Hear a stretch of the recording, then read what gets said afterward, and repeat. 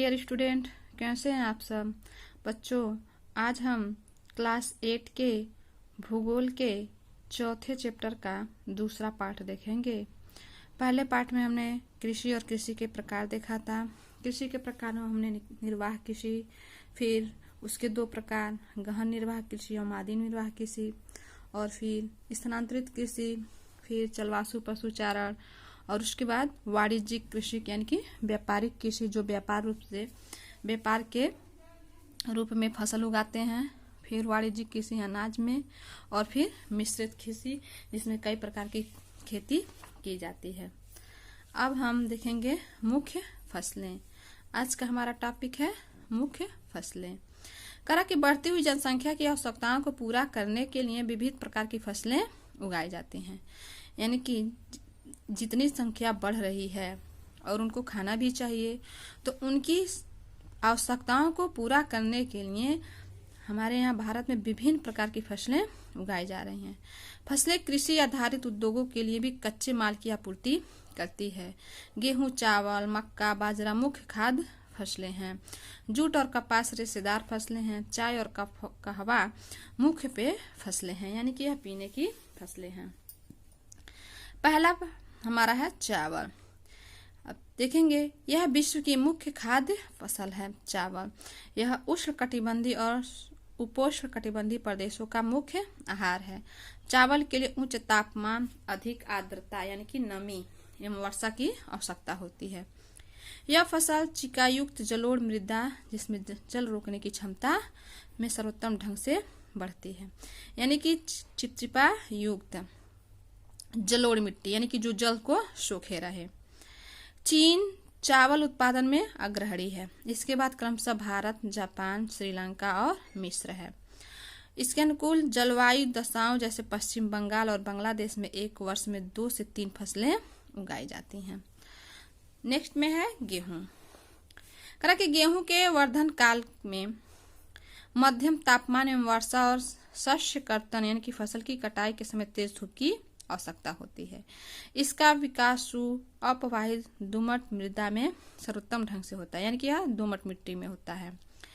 गेहूं संयुक्त राज्य अमेरिका, कनाडा, अर्जेंटीना, रूस, यूक्रेन, ऑस्ट्रेलिया और भारत में विस्तृत रूप से उगाया जाता है, और भारत में यह शीत ऋतु में भी उगाया जाता है।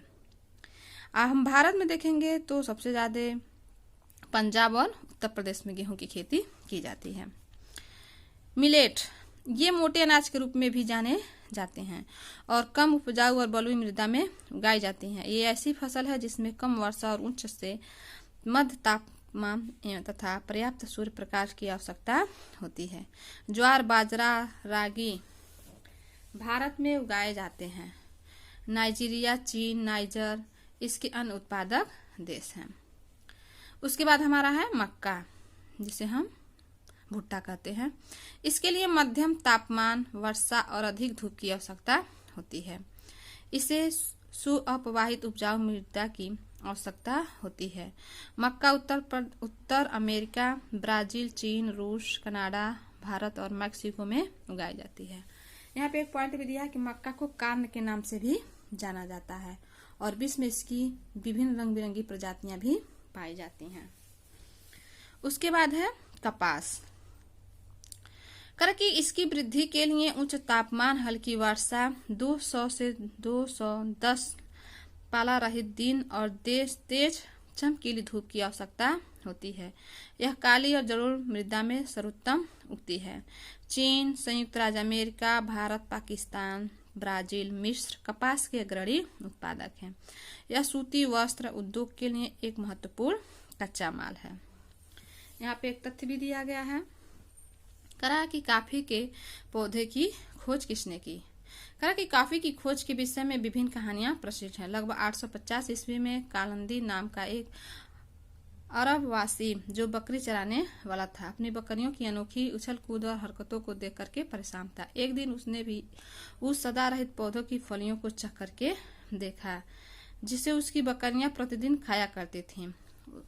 उसने आनंद के भाव का अनुभव करने के बाद अपनी खोज के विषय में संसार को बताया। यानी कि जो उसकी बकरियां खा करके कुछ आनंदित होती थी और वो उछल कूद मनाती थी। करती थी तो उसने उस बकरियों के उछल कूद से परेशान होकर के जो बकरियां खा रही थी उसे भी अपना खाया और फिर उसके स्वाद को चख करके वो भी आनंदित हुआ। तो उसने उस तरीके के बताया कि एक प्रकार का खाद्य पदार्थ है। इसके बाद है पटसन। करक इसको सुनहरा रेशा के रूप में भी जाना जाता है। यह जलोढ़ मृदा में अच्छे ढंग से विकसित होता है और इसे उच्च तापमान, भारी वर्षा और आर्द्र जलवायु की आवश्यकता होती है। यह फसल उष्णकटिबंधीय क्षेत्रों में उगाई जाती है। भारत और बांग्लादेश पटसन के अग्रणी उत्पादक हैं। उसके बाद है कॉफी। इसके लिए गर्म एवं आर्द्र जलवायु और सुअपवाहित दोमट मृदा की आवश्यकता होती है। इस फसल की वृद्धि के लिए पर्वतीय ढाल अधिक उपयुक्त है, यानी कि थोड़े से ढाल में, पर्वतीय ढाल बताया गया है ना, तो जो ढाल में हो, सीढ़ीदार पे। ब्राजील काफी का अग्रणी उत्पादक है और इसके पश्चात कोलंबिया और भारत भी है, यानी कि सबसे मेन है ब्राजील। उसके बाद है चाय। करक की बागानों में उगाई जाने वाली एक पेय फसल है। इसकी कोमल पत्तियों की वृद्धि के लिए ठंडी जलवायु और वर्ष भर समवितरित उच्च वर्षा की आवश्यकता होती है। इसके लिए सुअपवाहित दोमट मृदा और मंद ढाल की आवश्यकता होती है। पत्तियों को चुनने के लिए अधिक संख्या में श्रमिकों की आवश्यकता होती है। इसके बाद है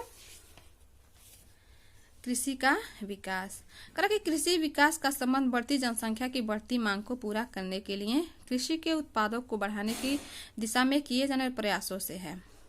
यह कई तरीकों से प्राप्त किया जाता है, जैसे बोए गए क्षेत्र में विस्तार करके, बोई जाने वाली फसलों की संख्या बढ़ा करके, सिंचाई सुविधाओं में सुधार करके, उर्वरकों और उच्च उपज देने वाली बीजों के प्रयोग द्वारा। कृषि का मशीनीकरण भी कृषि के विकास का एक अन्य पहलू है और कृषि के विकास का चरम लक्ष्य खाद्य सुरक्षा को बढ़ाना है। कृषि का विकास विश्व के विभिन्न भागों में विभिन्न गतियों से होता है। अधिक जनसंख्या वाले विकासशील देश अधिकतर गहन कृषि करते हैं, जहाँ छोटी जोतों पर सामान्यतः जीविकोपार्जन के लिए फसलें उगाई जाती हैं। बड़ी जोतें वाणिज्यिक कृषि के लिए अधिक उपयुक्त होती हैं, यानी कि जहाँ छोटी छोटी गहन खेती, यानी कि जहाँ पे सिर्फ अपनी जीविका के लिए फसल उगाते हैं और जहाँ पे जनसंख्या कम होती है वह व्यापारिक रूप से भी फसल उगाते हैं, जैसे संयुक्त राज्य अमेरिका, कनाडा और ऑस्ट्रेलिया में। आओ हम दो फार्मों, यानी कि एक भारत और दूसरे संयुक्त राज्य अमेरिका के वस्तुस्थिति अध्ययनों की सहायता से विकासशील और विकसित देशों की कृषि के विषय में जानें।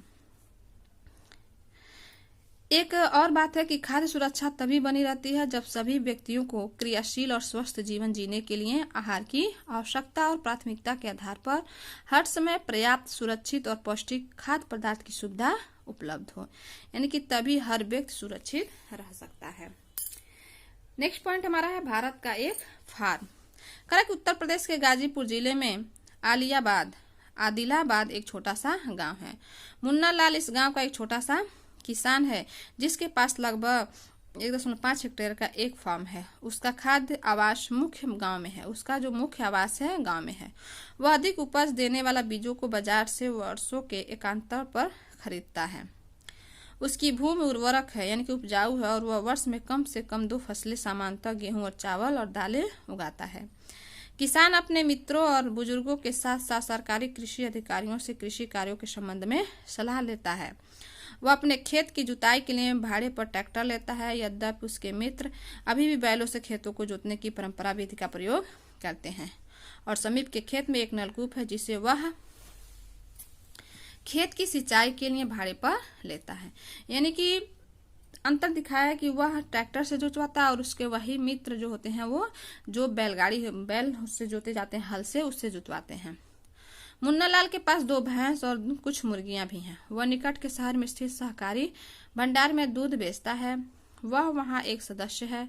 सहकारी समिति उसके जानवरों के लिए चारे के प्रकार, पशुधन के स्वास्थ्य के सुरक्षात्मक उपाय और कृत्रिम गर्भाधान के संबंध में भी सलाह देते हैं। कृषि के विविध कार्यों में परिवार के सभी सदस्य उसकी सहायता करते हैं और कभी कभी वह बैंक या कृषि सहकारी समिति से बीजों की उच्च उपज वाली किस्मों और औजारों को खरीदने के लिए ऋण भी लेता है। वह अपने उत्पादन को निकट के शहर में स्थित मंडी में बेचता है और अधिकांश किसानों के पास भंडारण सुविधाओं की कमी होती है, इसलिए वे बाजार के अनुकूल न होने पर भी अपने उत्पादों को बेचने के लिए विवश होते हैं। और हाल के वर्षों में सरकार ने भंडारण की सुविधाओं के विकास के लिए कुछ कदम भी उठाए हैं। ये तो थी भारत की एक फार्म की कहानी, यानी कि एक किसान की कहानी। अब आइए संयुक्त राज्य अमेरिका का एक फार्म। कहा कि संयुक्त राज्य अमेरिका में एक फार्म का औसत आकार भारतीय फार्म की तुलना में बहुत बड़ा होता है। संयुक्त राज्य अमेरिका में एक प्रारूप फार्म का आकार 250 हेक्टेयर का होता है। किसान सामान्यतः फार्म में रहता है। मक्का, सोयाबीन, गेहूं और चुकंदर यहाँ उगाई जाने वाली कुछ महत्वपूर्ण फसलें हैं। संयुक्त राज्य अमेरिका के मध्य पश्चिम में स्थित आयोवा राज्य के किसान जो होरन के पास 300 हेक्टेयर भूमि है, वह अपने खेत में मक्का तब उगाता है जब वह आश्वस्त हो कि मृदा और जल संसाधन इस फसल की आवश्यकता को पूरा कर देंगे। फसल को नुकसान पहुंचाने वाले पीड़कों पर नियंत्रण के लिए पर्याप्त उपाय किए जाते हैं और फिर समय समय पर वह मृदा के नमूनों को मृदा परीक्षण प्रयोगशाला में जांच के लिए भी भेजता है और उसमें पर्याप्त पोषक है या नहीं ये जांच करवाता है। ये परिणाम जो होरन को वैज्ञानिक उर्वरक कार्यक्रम की योजना बनाने में मदद करते हैं, उसका कंप्यूटर उपग्रह से जुड़ा होता है जो उसके खेत की यथार्थ तस्वीरें देता है और यह रासायनिक उर्वरकों और पीड़कनाशों का आवश्यकता अनुसार प्रयोग करने में उसकी मदद भी करता है। वह ट्रैक्टरों, बीज से बोने की मशीनों, श्रमतलक, संयुक्त हार्वेस्टर और थ्रेशर का प्रयोग कृषि संबंधित विविध प्रक्रियाओं में करता है। अनाज स्वचालित अन्न भंडार में संचित किए जाते हैं अथवा बाजार अभिकरणों यानी मार्केट एजेंसियों में भेज दिए जाते हैं। संयुक्त राज्य अमेरिका में किसान एक व्यवसाय की तरह काम करता है, न कि एक खेतिहर किसान की तरह। यानी कि दोनों में अंतर दिखाया गया कि भारत में व्यक्ति एक सिर्फ किसान की तरह काम करता है और संयुक्त राज्य अमेरिका में व्यक्ति एक व्यापार की तरह काम करता है और उसे हर काम किसानी तौर से निभानी पड़ती है और यहाँ पे एक व्यक्ति उसे व्यापारिक तौर से मशीनी करोड़ का प्रयोग करके अच्छे बीज और अच्छे फसल की उत्पादन करता है। तो हमारा यह टॉपिक यानी कि लेसन 4 यहीं पे समाप्त हुआ। धन्यवाद। नेक्स्ट पार्ट में हम नेक्स्ट वीडियो देखेंगे। धन्यवाद।